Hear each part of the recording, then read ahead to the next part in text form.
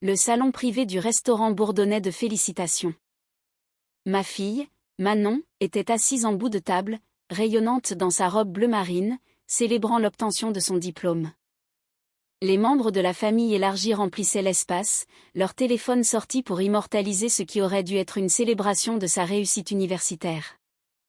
Depuis ma place vers le milieu de la table, j'observais les proches faire l'éloge des accomplissements de Manon, 5 années à maintenir une moyenne générale parfaite tout en travaillant à temps partiel, une bourse d'excellence pour intégrer une prestigieuse faculté de médecine à la rentrée. Et la reconnaissance du doyen de l'université lors de la cérémonie de remise des diplômes cet après-midi-là.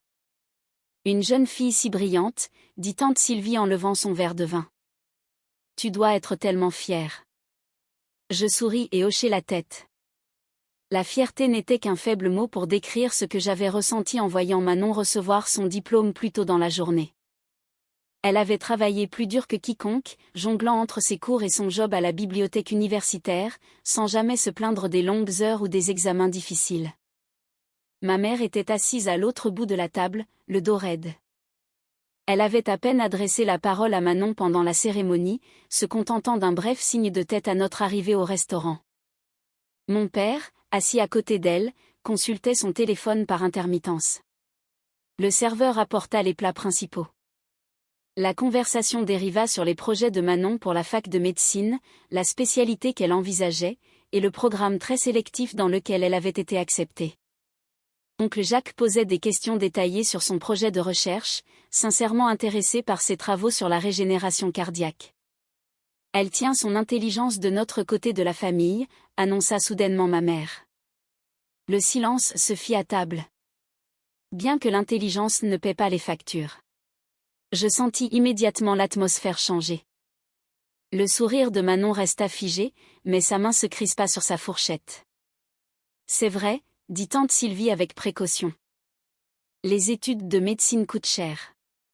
J'ai une bourse d'excellence, leur rappela doucement Manon. Les frais de scolarité, les livres, et une allocation pour les frais de vie.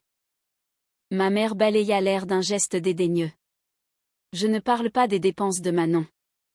Je parle des profiteurs qui pensent que leur diplôme leur donne le droit de vivre gratuitement. Elle me regardait droit dans les yeux.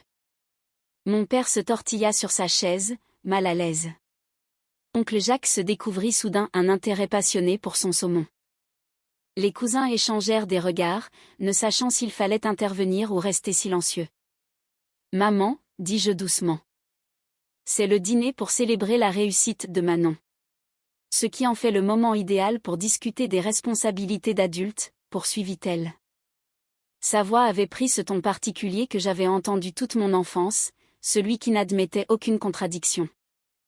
Tu as 42 ans. Tu as un diplôme universitaire, et pourtant tu vis encore chez nous, sans rien contribuer.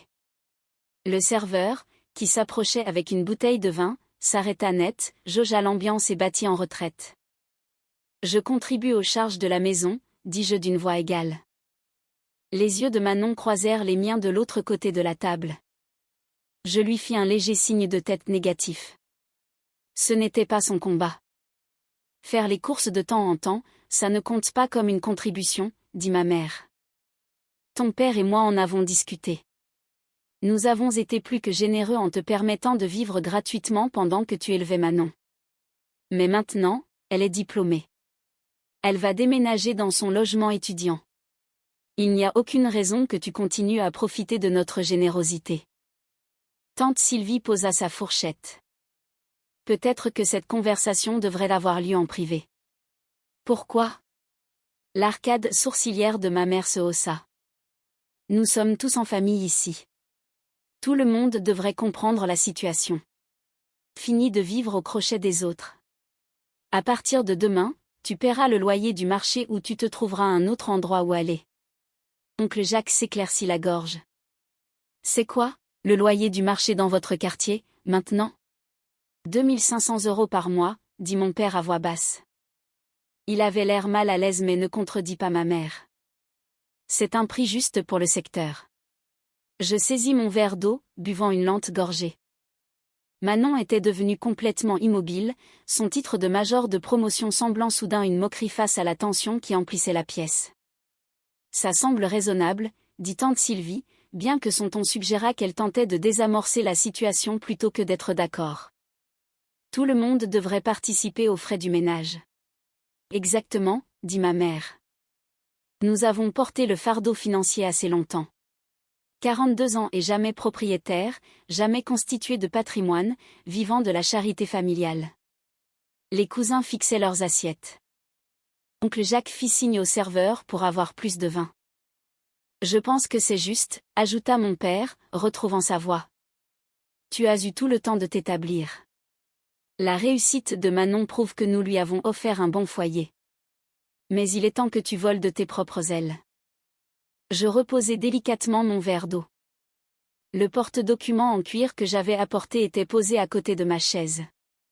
J'avais prévu de le donner à Manon après le dîner, rempli de documents concernant le fonds fiduciaire que sa grand-mère lui avait laissé pour ses études.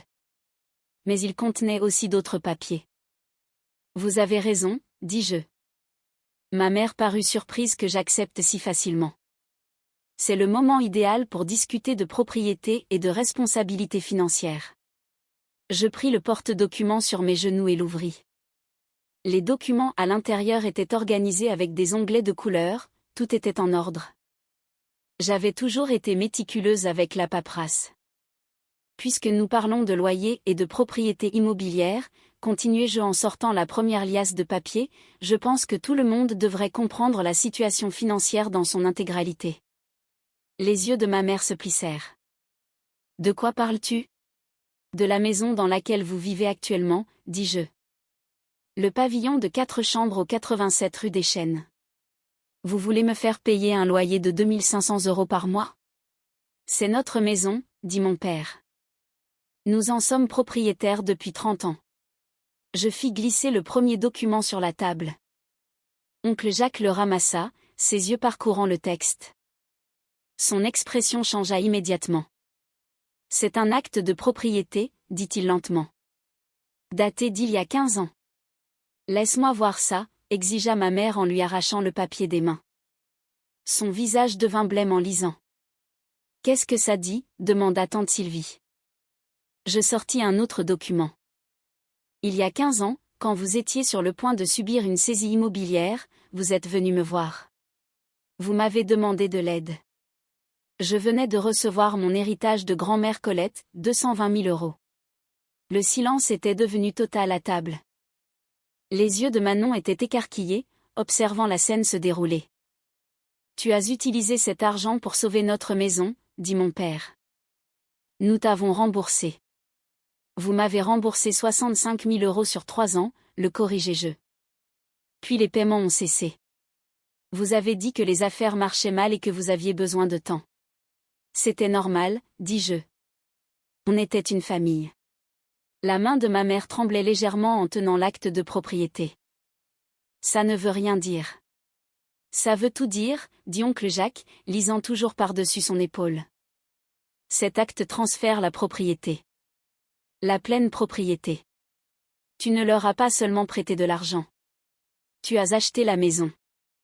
Je sortis d'autres documents, des relevés bancaires montrant les mensualités du crédit immobilier que je payais depuis 15 ans, les avis de taxes foncières à mon nom, les polices d'assurance me désignant comme la propriétaire, chaque papier méticuleusement classé et documenté. Quand vous n'avez plus pu me rembourser, expliquai-je, nous nous sommes mis d'accord sur un arrangement différent. Vous m'avez transféré l'acte de propriété. En échange, vous pouviez y vivre gratuitement. L'accord était clair. Je couvrais le crédit, les impôts et l'assurance. Vous entreteniez la propriété. Cela semblait être une solution juste qui permettait à tout le monde de garder un toit. Tante Sylvie se pencha pour voir les documents. Tu es propriétaire de leur maison depuis 15 ans ? Le crédit sera entièrement remboursé dans 3 ans, dis-je. J'ai versé des mensualités de 1 600 €, plus environ 5 000 € de taxes foncières par an, plus l'assurance, et ce depuis 15 ans. C'est environ 400 000 € que j'ai investi dans cette propriété. Le visage de ma mère passa du blême au rouge. Tu ne l'as jamais dit à personne. C'est vous qui me l'avez demandé, lui rappelai-je. Vous avez dit que ce serait embarrassant si les gens savaient que vous aviez perdu la maison. J'ai respecté votre vie privée. Mon père fixait les documents étalés sur la table. Nous supposions, vous supposiez que je vivais de votre charité, terminai-je. Alors qu'en réalité, je vous ai fourni un logement tout en élevant ma fille et en travaillant à plein temps comme administratrice de base de données. Je suis en télétravail, c'est pour ça que je suis toujours à la maison. Pas au chômage, pas une profiteuse. Je travaille. L'expression de Manon passa du choc à autre chose. De la fierté, peut-être, ou un sentiment de justice. Ça ne peut pas être légal, dit ma mère. On va contester ça. Oncle Jacques secoua la tête. Je sortis un dernier document. Celui-ci vient de mon avocate. Je le lui ai fait préparer la semaine dernière, au cas où cette conversation aurait lieu. C'est une notification formelle concernant la propriété au 87 rue des Chênes. Mon père le prit avec des mains tremblantes. En lisant, son visage se décomposa. « Qu'est-ce que ça dit » exigea ma mère. « C'est un avis d'expulsion » murmura-t-il. 30 jours pour quitter les lieux. La salle à manger explosa. Tante Sylvie suffoqua. Les cousins commencèrent à parler les uns par-dessus les autres. Oncle Jacques leva les mains pour demander le silence. « Tu ne peux pas faire ça, dit ma mère. Nous sommes de la même famille. Vous venez de m'exiger un loyer de 2500 € par mois, dis-je calmement, dans ma propre maison. Devant ma fille, le jour de sa remise de diplôme, après des années à vous laisser croire que vous me souteniez par générosité. On ne savait pas, tenta mon père. Si seulement tu nous l'avais dit, je vous l'ai dit, répondis-je. Chaque année quand je faisais ma déclaration d'impôt, chaque fois que l'assurance devait être renouvelée, à chaque conversation sur la maison. Vous avez choisi de l'ignorer parce qu'il était plus confortable de me voir comme dépendante de vous. Manon prit enfin la parole. Mamie, ça fait des années que tu racontes à tout le monde que maman vit chez toi gratuitement. Je t'ai entendu à Noël, à des fêtes, à ma remise de diplôme du lycée. Nous pensions que c'était vrai, dit tante Sylvie d'une voix faible. Vous pensiez ce qui vous arrangeait, rectifiai-je. Personne n'a posé de questions. Personne ne s'est demandé comment une administratrice de base de données avec un revenu stable et un héritage pouvait avoir besoin d'aide pour se loger. Le serveur apparut prudemment avec les cartes des desserts. Oncle Jacques le renvoya d'un geste de la main. Alors, qu'est-ce qu'on fait maintenant ? Demanda mon père. Où est-ce qu'on est censé aller ? Je rassemblai les documents dans mon porte-documents. Vous avez 30 jours pour trouver un autre logement. La propriété va être mise en vente. Étant donné la valeur du marché dans ce quartier, je m'attends à récupérer environ 550 000 € une fois le reste du crédit remboursé. Les mains de ma mère tremblaient. C'est une vengeance pour une simple remarque sur le loyer. C'est à propos de 15 ans de manque de respect, dis-je. 15 ans à être traité comme un fardeau tout en finançant votre style de vie. 15 ans à vous regarder vous attribuer le mérite d'avoir subvenu à nos besoins, à Manon et à moi, pendant que je payais les factures. Nous t'avons élevé, tenta ma mère. Ça ne compte pas, ça. Ça compte pour les 15 ans de logement gratuit que je vous ai déjà fournis, dis-je. Mais le respect est une voie à double sens. Vous avez exigé un loyer au dîner de remise de diplôme de ma fille, devant toute la famille, sans aucune reconnaissance de la réalité. Oncle Jacques s'éclaircit la gorge. Pour ce que ça vaut, je pense que tu as été plus que juste. 15 ans de logement gratuit dépassent de loin n'importe quelle dette d'enfance. N'ose même pas prendre son parti, lança ma mère. Je ne prends pas parti, dit-il. Je lis des documents juridiques et je fais des maths de base. Elle paie pour vous depuis 15 ans. Elle a tout à fait le droit d'arrêter. Manon tendit la main par-dessus la table et serra la mienne. On peut rentrer à la maison, maintenant ? Je hochai la tête et me levai. Je crois que nous avons terminé ici. Attends, dit mon père, désespéré. On peut en parler ? Trouver un arrangement, vous aviez 15 ans pour reconnaître la réalité, dis-je. Vous avez choisi la fierté plutôt que l'honnêteté. Maintenant, vous avez 30 jours pour trouver un logement que vous pouvez réellement vous permettre. Tante Sylvie se mit à pleurer doucement. Les cousins regardaient partout sauf mes parents. Ça va nous détruire, dit ma mère. Tout le monde saura qu'on a perdu notre maison. Tout le monde le sait déjà, dis-je. Ils le savent depuis 15 ans. Ils ne savaient simplement pas que vous faisiez semblant. J'aidai Manon à enfiler son manteau. Son titre de major de promotion capta la lumière alors qu'elle l'ajustait. Encore félicitations, ma chérie, lui dit oncle Jacques. Tu as mérité tout ce que tu as accompli. Merci, dit Manon. Et merci de toujours traiter ma mère avec respect. Nous sortîmes du restaurant ensemble. Derrière nous, je pouvais entendre la voix de ma mère s'élever, mon père essayant de la calmer, tante Sylvie tentant une médiation. Sur le parking, Manon se tourna vers moi. Tu es vraiment propriétaire de la maison ? Je suis vraiment propriétaire de la maison, confirmai-je. Et tu as tout payé pendant tout ce temps ? Tout. Elle me serra fort dans ses bras. Pourquoi tu n'as jamais rien dit ? Parce que ce sont quand même mes parents, dis-je. Et j'espérais qu'un jour, ils finiraient par me voir telle que je suis, sans qu'il soit nécessaire de les y forcer. Mais ils ne l'ont pas fait. Non, ils ne l'ont pas fait. Nous sommes rentrés à la maison dans un silence confortable. La maison du 87 rue des Chênes était sombre lorsque nous nous sommes garés dans l'allée. Mes parents ne seraient pas de retour avant des heures, restant probablement au restaurant à se disputer avec la famille sur l'injustice de la situation. Manon monta se changer. Je m'assis dans le salon que j'avais meublé et entretenu pendant 15 ans, regardant les photos de famille sur la cheminée, des photos de l'enfance de Manon, des vacances et des fêtes, toutes dans une maison que mes parents croyaient leur appartenir. Mon téléphone vibra. Un SMS d'oncle Jacques.